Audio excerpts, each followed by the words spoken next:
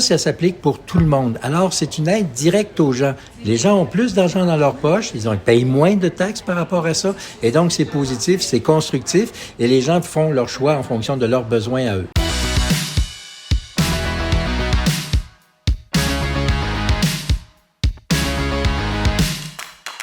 Nous sommes avec M. Gérard Deltel, député de Louis-Saint-Laurent et candidat pour la prochaine élection fédérale, donc candidat pour les conservateurs. Hier, gros débat des chefs également.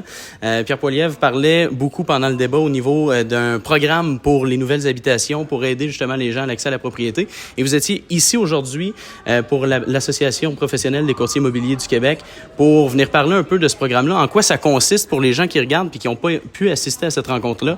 À quoi ça consiste pour les contribuables finalement ce programme-là? En fait, l'objectif, c'est de permettre l'accès à la propriété puis la construction aussi de nouvelles propriétés, que ce soit du condo ou que ce soit de la maison. Il faut construire plus de pieds carrés pour permettre aux gens d'avoir accès à la maison. Il y a deux mesures majeures importantes que nous proposons. La première, c'est d'abolir la TPS pour l'achat d'une maison. Pas juste l'achat d'une première maison, mais l'achat d'une maison neuve, vous avez un congé de TPS. Ça s'applique pour tout le monde. Alors, c'est une aide directe aux gens. Les gens ont plus d'argent dans leur poche, ils payent moins de taxes par rapport à ça, et donc c'est positif, c'est constructif, et les gens font leur choix en fonction de leurs besoins à eux. La deuxième mesure concerne des incitatifs pour que les villes puissent produire davantage de portes. Littéralement, c'est ça qu'on veut. On veut plus de portes. J'aurais dû dire portes d'ailleurs que pieds carrés, c'est encore plus évocateur. Alors, merci de me donner la chance de me reprendre. Plus de portes pour que les villes permettent de construire. Parce que c'est pas le fédéral qui permet de construire, c'est les municipalités, à juste titre d'ailleurs. Mais nous, on veut leur donner un incitatif pour en construire davantage, que pour chaque dollar d'allègement qui va être fait par une municipalité en redevance d'aménagement, un gouvernement conservateur va assumer 50% de cette économie-là. Donc, ça aide les villes à construire, à donner des permis pour construire davantage de logements, davantage de portes. Et c'est ça l'objectif qu'on veut faire. Donc, congé de TPS pour une porte neuve, parlons de là comme ça, pour une propriété neuve. Pour une porte neuve, c'est congé de taxes, donc les gens ont plus d'argent dans leur poche. Et un incitatif pour les villes, en assumant 50% d'une certaine facture, soit les redevances d'aménagement, réduire ça et pour permettre aux villes de créer davantage de nouvelles portes et aussi de réduire la paperasserie et d'accélérer le processus. L'objectif, plus de portes, donc plus d'offres et baisse des prix qui va conduire à ça.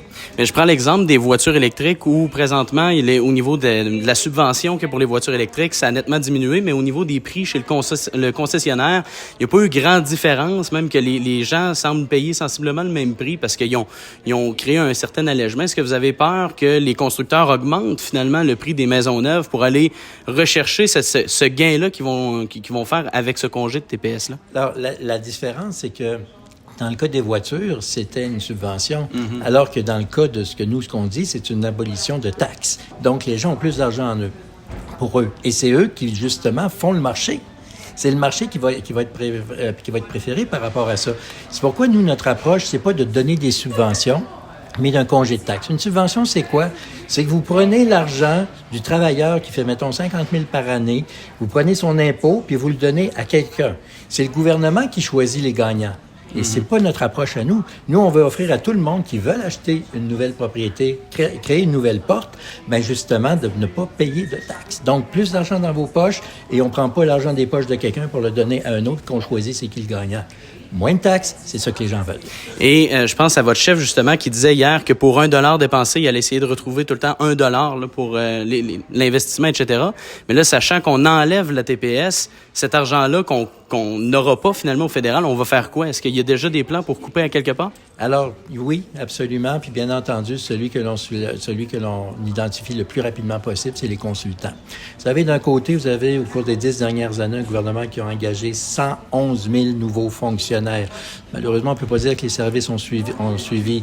Puis en même temps, ils dépensaient par année 21 milliards de dollars. 21 milliards de dollars en consultants. Comment d'un côté, tu peux engager plein de monde pour faire la job, puis d'un autre côté, tu frappes à la porte des consultants à hauteur de 21 milliards de dollars? Alors oui, c'est là qu'on peut couper. Même chose aussi pour les subventions aux entreprises, il faut couper. L'aide subvention aux entreprises, c'est quoi? C'est que vous prenez l'argent du monsieur ou de la madame qui travaille à 50 000 $ par année, vous prenez son impôt, puis vous le donnez à une multinationale. pas sûr que c'est la bonne façon de faire. Au contraire, ce qu'on veut, c'est alléger le fardeau fiscal pour que les entreprises, les gens aient plus de sous dans leur poche pour faire les bons choix que eux vont. Et c'est pas au gouvernement à choisir les gagnants, mais bien plutôt au gouvernement à baisser les charges, à baisser la paperasserie, à accélérer le processus pour qu'on puisse créer de la richesse dont on a besoin. Et quand vous créez de la richesse, ben c'est autant de milliards de dollars qui est injecté dans l'économie et autant d'argent de taxes qui est généré par l'activité normale sans justement choisir les gagnants. Et c'est là qu'on est capable de se payer nos programmes comme dont on a besoin. Et je vais vous reposer une question que je vous ai posée tout à l'heure pendant votre présentation. Au niveau, tu sais, parce que là, on est dans la capitale nationale, je sais que vous vous occupez pas nécessairement du niveau de Chaudière-Appalaches, mais je sais que votre programme va aider justement à la construction de nouvelles propriétés. Le seul problème qu'il peut y avoir du côté, par exemple, de Lévis, qui sont en moratoire parce que, bon, la fosse septique générale, si on peut dire, ne répond pas à la demande. Il pourra pas nécessairement avoir plus de nouvelles constructions. Qu'est-ce que votre gouvernement va faire concrètement pour réussir à aider aussi l'abordabilité du côté de Lévis? Alors, c'est sûr qu'on n'est pas là pour dire aux villes quoi faire. Dans le cas précis que vous identifiez, c'est un besoin. C'est pas quelque chose, c'est pas une gâterie, là. C'est un besoin fondamental.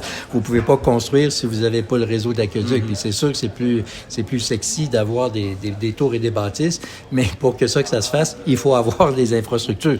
Peut-être pas très appealing, mais c'est ça la réalité. Alors, les villes font leur choix, mais quand les villes peuvent faire du développement et on les incite à le faire avec évidemment toutes les structures nécessaires, comme par exemple les aqueducs et tout ça, eh ben, il faut que les villes, c'est les villes qui le font. Et nous, si les villes le font, ils peuvent le faire, on va être là pour les aider.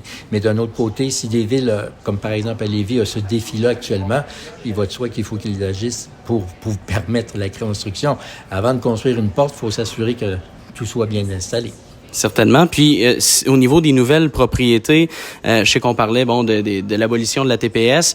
Ça, c'est sur tous les types de constructions neuves. Donc, pour les personnes qui sont mieux nanties, finalement, qui veulent avoir une plus grosse propriété, eux aussi, au niveau de la TPS, ça va être aboli? On va au maximum de 1,3 million de dollars. Okay. Et je me souviens, lors les 5 chefs à la Société d'État, il y avait quelqu'un qui posait la question, l'air de dire « Ouais, c'est de l'argent pas mal, ça, là, 1,3 ». Mais oui, c'est de l'argent pas mal. C'est sûr qu'à Québec, c'est peut-être beaucoup, puis on le comprend, bien qu'il y en ait de plus en plus. Mais si vous allez à Vancouver ou à Toronto, puis il y a pas mal de monde qui habite là, et même certains à Montréal aussi, tu te dis, c'est quasiment, je dirais pas que c'est des bungalows, mais des fois, ça fait peur, là. Ça fait vraiment peur. Pour vous raconter une anecdote, moi, quand je montrais le condo que j'ai ici à Loretteville, parce que je suis un gars de Loretteville, je passais ma vie là, puis je montrais ma facture de taxes avec mon évaluation, qui était très modeste, à peu près à l'époque 120 000 $. Puis je montrais ça à mon ami Ed Fass, qui est un député d'Abbotsford en Colombie-Britannique, puis il dit « What? $120,000 just for that? Wow! » Il dit « Ajoute un zéro pour ça, là, pour une affaire comme ça à Vancouver. » Alors, chacun a ses balises, mais dans le cas présent de 1,3 million, c'est parce que oui, il y a des villes au Canada, puis c'est un programme national, qui a 1,3 million de dollars, c'est peut-être pas si hot que ça. Ben, certainement. Avec notre agence, on a la capacité de pouvoir parler avec des gens de Toronto et de l'extérieur, puis le marché à Toronto est on dit un bain de sang parce que les gens ont de la difficulté à acheter parce que les propriétés ont doublé. On a vu justement les statistiques hier au niveau de Radio-Canada. Fait que, bref, je pense que ce programme-là va aider davantage autant les nouvelles familles qui veulent avoir une propriété neuve que les gens qui veulent se départir de leur ancienne propriété pour aller vers de quoi de nouveau aussi. On n'est pas à Hong Kong ici, là. On n'est pas construit dans une île, là. Il faut construire des patentes à 150 étages parce que c'est tellement construit. On a le plus grand pays au monde après la Russie. On a de l'espace à plus savoir quoi en faire. Il faut l'utiliser. On a toutes les ressources naturelles pour bâtir des maisons. On a le bois, on a l'acier, on a tout ce qu'on a besoin pour construire des maisons. Mais ce qu'on a, par exemple, de trop, c'est toute la paperasserie puis tous les bâtons qu'on met dans les roues pour avancer. Et aidons les gens en abolissant la TPS pour les propriétés neuves et aidons les municipalités à accélérer le processus. C'est notre approche conservatrice. Un gros merci, M. Deltel, pour le temps que vous nous avez offert. C'était grandement apprécié. Je vous souhaite une bonne journée parce que là, avec la campagne, j'imagine que vous avez un horaire assez chargé. On est toujours chargé autant qu'on veut le faire. D'ailleurs, permettez-moi de dire que pour vous, les gens qui sont dans le courtier immobilier, c'est 24/7 aussi. Là. Vous travaillez tout le temps, c'est tout à votre mérite. Et permettez-moi juste de conclure avec une mini-correction amicale et positive. Oui. je suis candidat dans Louis-Saint-Laurent, Akia-Wenrac. Parce que d'ailleurs, nous sommes ici à Wendake. Akia-Wenrac, c'est le nom Wendat pour la rivière Saint-Charles. Rivière Saint-Charles qui, comme on le sait à Québec, traverse la circonscription du nord au sud. Et c'est à la suggestion du grand chef Rémi Vincent, qui était là à l'époque quand Élections Canada revoit tous les 10 ans la géographie, la démographie et l'appellation. La suggestion a été faite par la communauté Wendat qui a été prise. Et Akia-Wenrac, ça signifie rivière, la rivière Saint-Charles qui est dans la circonscription. Merci pour ce brin de culture que vous nous avez apporté. Je vous souhaite une très bonne journée. Merci à vous. Au revoir.